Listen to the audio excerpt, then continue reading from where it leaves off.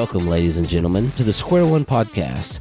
We're taking our guests back to square one where they first started their careers or their businesses, and we're going to learn from their failures. Square One's brought to you by Omni Home Services, which represents Chattanooga Home Inspector, Elevate Home Staging Design, Nuclear Pest Control, Radon Eraser, and hopefully some more business entities in the future. I'm your host, Malcolm Godwin. Thank you for listening.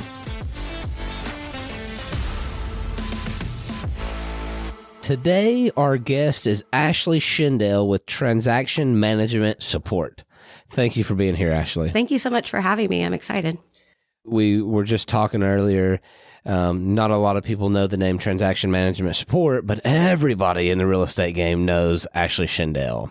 So, Ashley, you do transaction coordinator. Explain to the person that's maybe not in the real estate field or the person that is what you do exactly. Okay. Well, a transaction coordinator is an admin role within the real estate world. So a lot of people have in-house transaction coordinators where they have their own W-9 employee that comes in. They may do, executive assistant work as well as transaction support. So what we do is, it takes time to train people, especially if you're bringing somebody on that doesn't know what they're doing. It takes years to train them. And then also just keeping them, because the average assistant stays about a year in the real estate industry. So there's lots of turnover. We started our business so that agents could have immediate access to quality transaction support where they could really literally start the minute that they wanted to. That have leverage, but not also have to employ a full-time employee because they may not need that. So a real estate agent will go out and sell the house and do the customer-facing stuff, and you just do the paperwork, basically. Is that right? Well, they're supposed to be doing most of the paperwork up front. I help with paperwork as it goes along. If we're missing anything, we do that. But that's one of the least that people think that we're just paperwork pushers, but we do a lot more than that. We help order the inspections. We help coordinate the inspections. We're the main point of contact for the title company and the lender. We have client communication. Other than my initial email to the clients, my goal is to either be speaking to them on the phone or text messages because it is more, people like that more. So I have full client communication and I don't do any negotiations. That's all on my agent. But my agent needs to be spending time looking for business or spending time with their family and doing things they enjoy rather than the paperwork and keeping track of deadlines and all the things that they don't need to be doing. Ashley and I have been friends for years. I think, Ashley, you're processing like roughly 500 transactions a year. I know every real estate agent that I know that says Ashley Schendel also is followed up with is great. So congratulations for doing a great job there. In fact, I only know of like 2 people in town that do this. So if there are others out there, kudos to you for being a top name. Thank you. We're going to jump right into it. And our podcast, Ashley, is our target avatar is the person that wants to get into business or the person that is in business that may not see the bad shit, because nobody talks about that. If you follow some of the great names, they're always telling you, it's great, you can do this and you can make so much money, but nobody also says you'll also, think about this, you think about your business every hour of every day while you're sleeping, while you're using the restroom, and we don't talk about the stuff that's not glamorous, and that's the shit that really gets to us, and that's the shit that makes us fail. So one of our big things is talking about a failure. Will you tell us about one of the greatest failures you've experienced? I would say that my biggest failure and the thing that I struggle with the most is the fear of failure. We've had a lot of successes in our business, and it's something to be very, very proud of. But I know that I'm going to have to get over that fear of failure to be able to further the growth potential of our company. It's easy to be complacent, but I have also gone through periods where I'm saying, okay, we're going to do this, we're going to grow, but it's caused a lot of anxiety and made me an unhappy person. And so I just sit there and wait, should I be doing this or is it okay where we are? And where a lot of people might say, you need to be growing, you need to be doing this. I had to tell myself it was okay to be where we are and be happy with it. But I would say that I know if I want to be able to build a business where I'm not having to worry if something happens to me, that my business is going to be okay, then I'm going to have to get through a lot of that pain and the fears that I have from failing. Yeah. How do you cope with that anxiety? Like, do you have a certain process for that, or just someone that you can lean on? I mean, that's my biggest failure, is just not doing it. Yeah. I mean, I cope with my anxiety by drinking. So just to put that out there. That's not advice, though.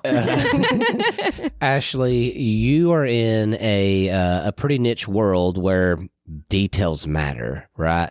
So it's easy, I can see that it's hard to put that to somebody else, because you got to cross every T and dot every I.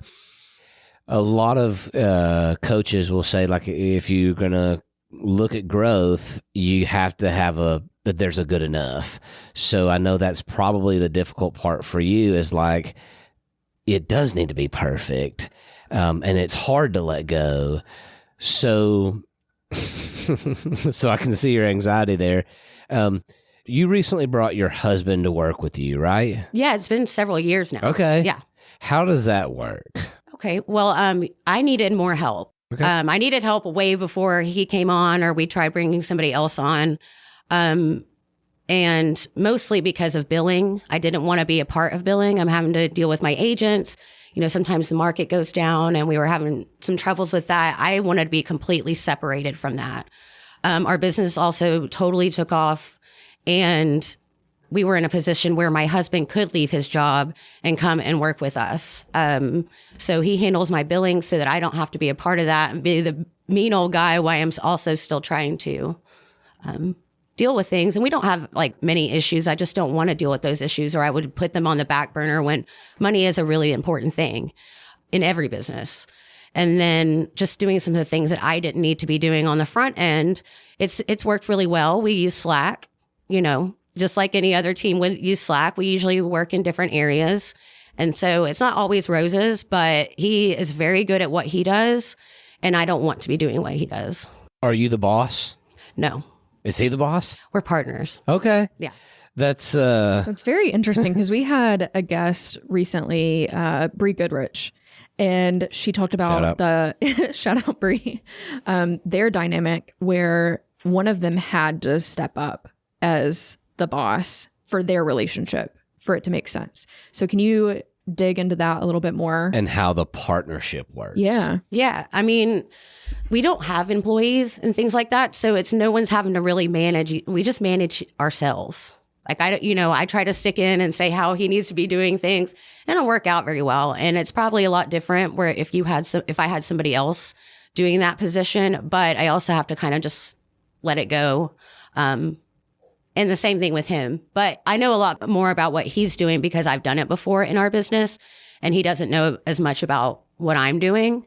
But, you know, when you are like a husband, wife, trying to put one on top of the other just hasn't worked out for us. So you're very compartmentalized, though. So like, he does what he does, you do what you do. Mm-hmm. That's probably the key there. How do you separate work and personal life? Our work is our life. And so a lot of the time that we talk about is a lot of it's work. You know, he has a lot more, he can work more when he wants to. He likes to work late at night. So that's when he works. I mean, we like talking about real estate. I mean, it's one of the things that we love talking about, of helping people. So we'll talk about problems together. Our personal life's at home. I mean, we both work from home, so it's work. It doesn't really get separated. We enjoy it. We just take the times to enjoy the things that we like at our home, that we may not be able to since we're the only ones working in our company. We don't do vacations really, unless it's something that the family's going to, where my brother got married. But I set it up. My husband said it perfectly the other day. I set up at my house that I try to act like I'm on vacation at certain points. And that's I don't eat lunch until about 3 or 4, but I will take an hour lunch break at around noon. And I put my bathing suit on if it's warm, and I go lay out and have a lemon water, act like I'm drinking a cocktail. And that's my lunch break. And he said the other day, he said, I feel like I'm in Cabo. And I told him that's the point. Mm-hmm. That's awesome. I want to shout out Chris Wood with Be Caffeinated. He was a guest, although not in the episode did he mention this, but he has a room in his house where he and his wife, if they're in that room, they're not talking about work, they're not working, they'll go down there and like, I think he said he plays violin or something like that. But anyway, just having that separation, I think, is really important, even if it's just like mental. It doesn't have to be physical space, but some kind of. Yeah. I mean, I do get like if it's after hours for me, because I wake up so early, I work until 5 or I'm available until 5. And then sometimes he'll want to be asking me questions where I'm like, the computer's up. I have to have the computer for this. And you're just going to have to Slack me and text me about it. I don't have to do that much with him, because after I'm off work, if I have something to, talk about that some crazy, I would see the craziest things happen. We talk about it, but none of us, if it would be usually me saying, we're not talking about work right now. Yeah, that's awesome. But I usually pull where I'm kind of working or in between about 12 hours. Whoa. I think talking about a failure that you're experiencing with, growth and employees, I think a lot of us fail when we think of like growing and hiring. But I think you did a great job, and you said your husband does the shit that you don't want to do, like billing or whatever. A lot of us get caught up and say like, I can't turn over doing an inspection or doing the transaction or doing, a very specific part. But we also fail to realize like there's more to that. There's the billing, there's paperwork, there's accountant work, there's answering the phones, there's marketing, there's a lot more that we can do outside of just the job that we do. So good job for you to learn that. Actually, you said you just got up. You said you get up early. Tell us about your favorite routine. It's not much of a routine, but there's definitely a routine to it. So I wake up, first thing I do, my computer's right by my bed. I get up and I just open that up and handle all of my deadline files. So if there's a closing that day, taking care of anything that we need for that day or setting up for what we need for closing whenever I get everything done. I follow up on deadline dates. Anything that's like past due that, hey, we didn't have a repair proposal out and the inspection period was ended yesterday, but it wasn't taken care of before my office hours, even though my agent was reminded it is their responsibility. Just making sure everything got taken care of or following up on what we need to do. And then once I've done that, I know that if there's an emergency that day, then I've done the minimum effective dose of what I've got to do to make where I don't have to worry about it. I've done everything that I can. So where a lot of other people might do other stuff, I take care of everything in my business so that if I had to be gone the rest of the day, I know I've taken care of the most important things. After that, I start making coffee and watch the sunrise. I have a beautiful view from my, and my office is outside. I work on my porch, whether it's 20 degrees, 8 degrees, just wrap up in a bunch of stuff. If it's hot, I'll get in a bathing suit. And I work outside all day just because it's beautiful and it makes me feel better and it makes me get through the day. Always watch the sunrise if I can see it. If it's cloudy, like usually doesn't, but it's just so beautiful and it gives me like the serotonin I need to enjoy life and get my day going. After that, I say hi. My husband kind of does the morning routine with our daughter, but I will brush her hair and talk to her while she eats breakfast. And then whenever they go to school, I take coffee down to my mother-in-law who lives in our downstairs and drink coffee with her for about 30 minutes to an hour each morning just to give her time. After that, I brush my teeth and wash my face and get back to it. I love that. That is so nice. I'm jealous too. Yeah. And I love what you said about minimum effective dose. I don't love that. I think you're a workaholic, and I think that a lot of people can appreciate that. And I think the fact of waking up in the morning and the first thing I do, having my computer beside my bed and checking work sounds terrible. I think that's also, it's great because, you get on with your day and then you get onto the cool routine with your daughter and your mother-in-law if that's, something that you want to do.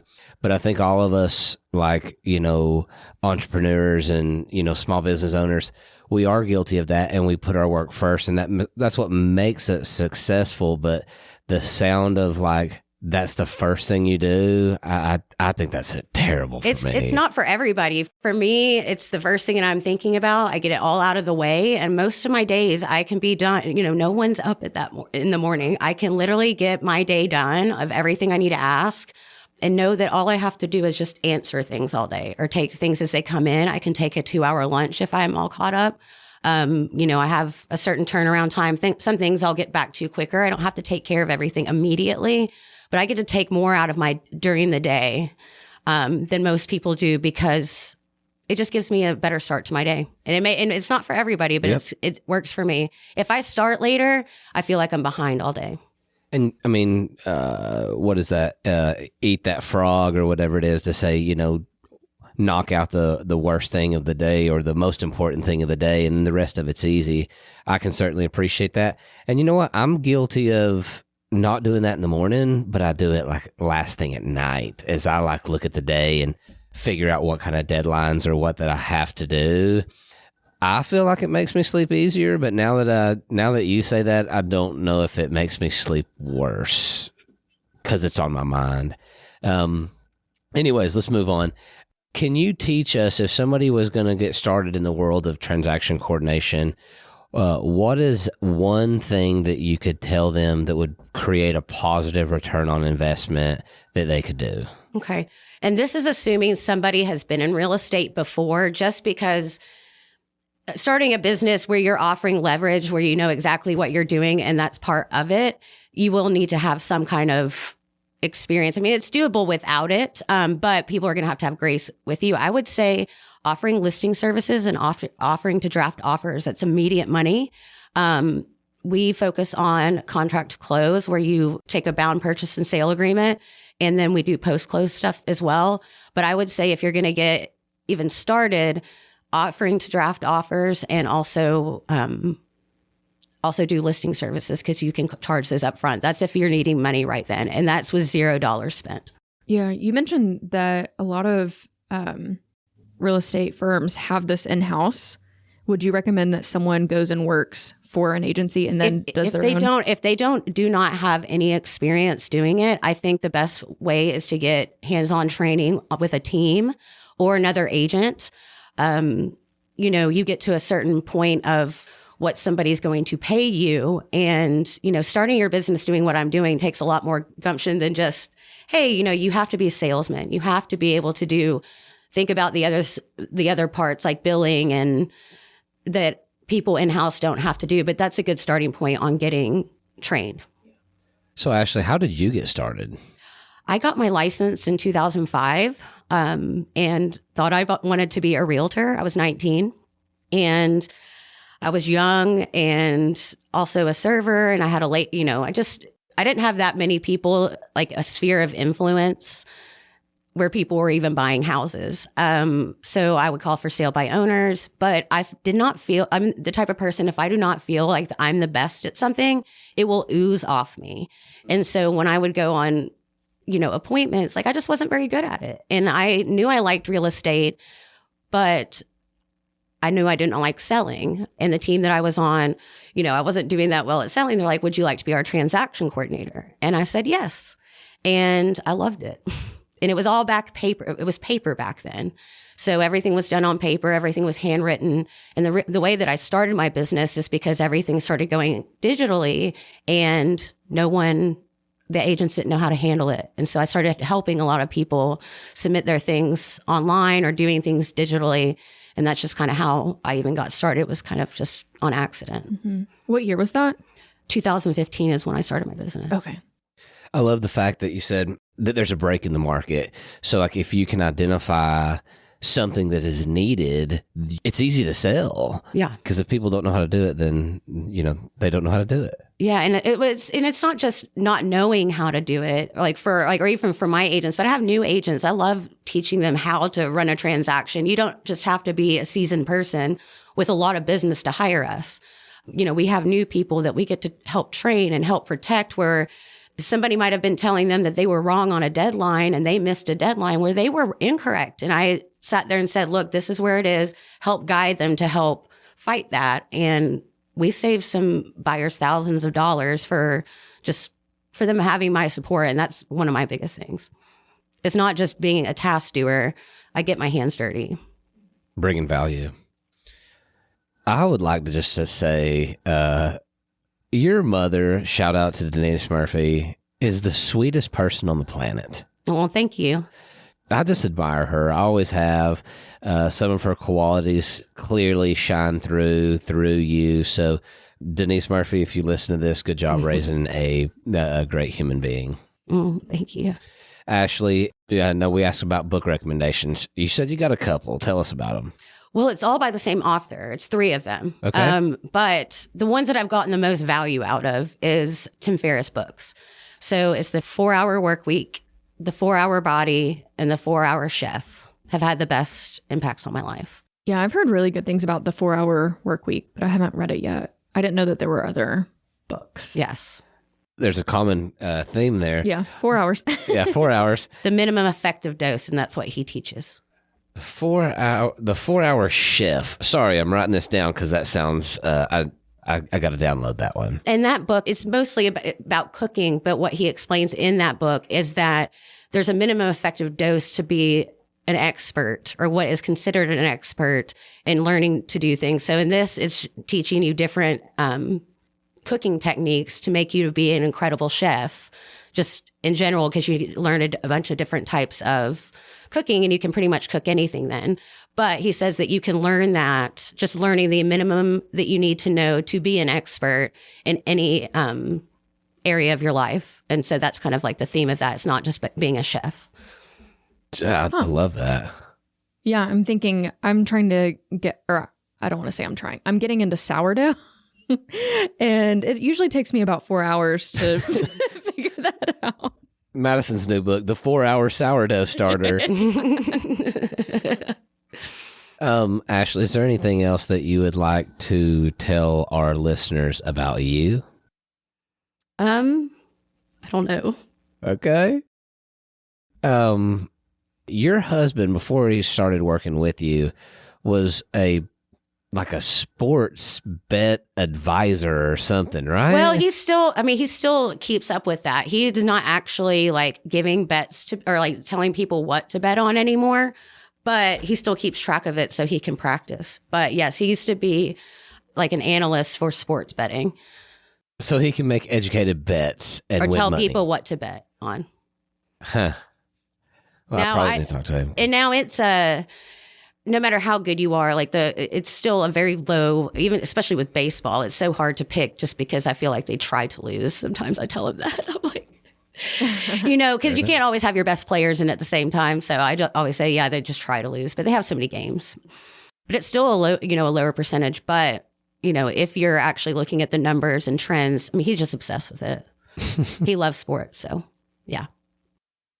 You said you need to get in touch with him. Well, I don't follow sports as much as I should, but every Super Bowl I get onto DraftKings and I'll make these super stupid parlay bets that are a $10 bet will pay you $17,000 if you win, and I'm like, hell yeah, that sounds like a good idea. I've never won one of those. Well, he'd be happy to talk to you about it because he loves that kind of stuff. So, right on. All right, Ashley, we're gonna wrap up. If you could go back to square one and go back to, was it 2019? 2015. 15, I'm sorry. If you could go back to 2015 to 19-year-old Ashley, what would you tell yourself? Well, 2015, that's when I started my business. 2005 was when I was 19. Okay. So in 2015, what would you go back and tell yourself now? I would tell myself to not cut myself short. When I first started, I was listening to what other people told me I should be charging and looking at, oh, well, this person's licensed. I'm not licensed, so I should be charging less than them. Well, I don't think that there's a benefit to being licensed anymore. I also get to charge 3 or 4 times what people were telling me that no one would ever take. So I would probably say that at first and not be cutting myself short from the beginning.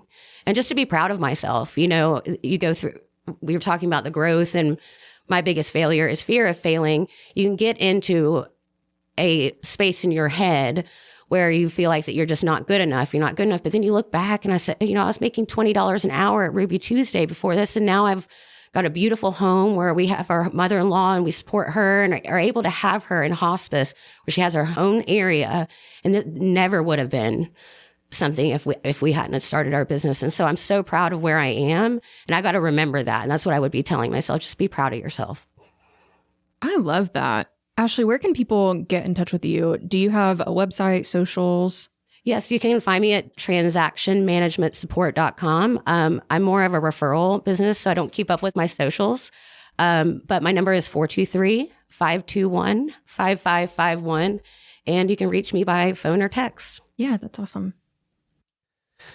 Ashley, do you do much social media stuff at all? Does that drive you crazy? We are all referrals. The way that we do our transactions, people talk about us. And when people, when people are unhappy somewhere else, or they want, we get lenders. I had two random lenders send me agents the other day where like that kind of came out of left field. But, it attracts the type of people. We know that they want help. We know that they need help, and they're coming to us. And those are the people that we want to be working with. So that just worked for us. But it's a lot of repeat business, yes, too. Like you're constantly working with the same people. Yeah. Some people that we've worked with almost the whole entire time. Yeah. I love the advice you would give yourself, especially in the world we live in today. Ashley, I know that it's a little more difficult, in 2015 or 2020, really. Wait, we're in 24. 2015 especially. Today, a lot of people, they don't bring value. So I think if we could go back and say, hey, what I'm doing is bringing a ton of value, like pat yourself on the back for that. Don't give that shit away. So good for you for being able to reflect on that. Appreciate that. Well, that wraps it up. Thank you very much for your time, Ashley. As always, we appreciate talking to you and your knowledge for the business. Thank you. Thank you. Thank you for listening to the Square One podcast, brought to you by Omni Home Services. We represent Chattanooga Home Inspector, Nuclear Pest Control, Elevate Home Staging Design, Radon Eraser, and hopefully more business entities in the future. We release a new episode every Thursday. If you like this episode, share it with your friends, neighbors, real estate agents, or whoever. Make sure you subscribe to Spotify, Apple, or wherever the hell you listen to your podcasts.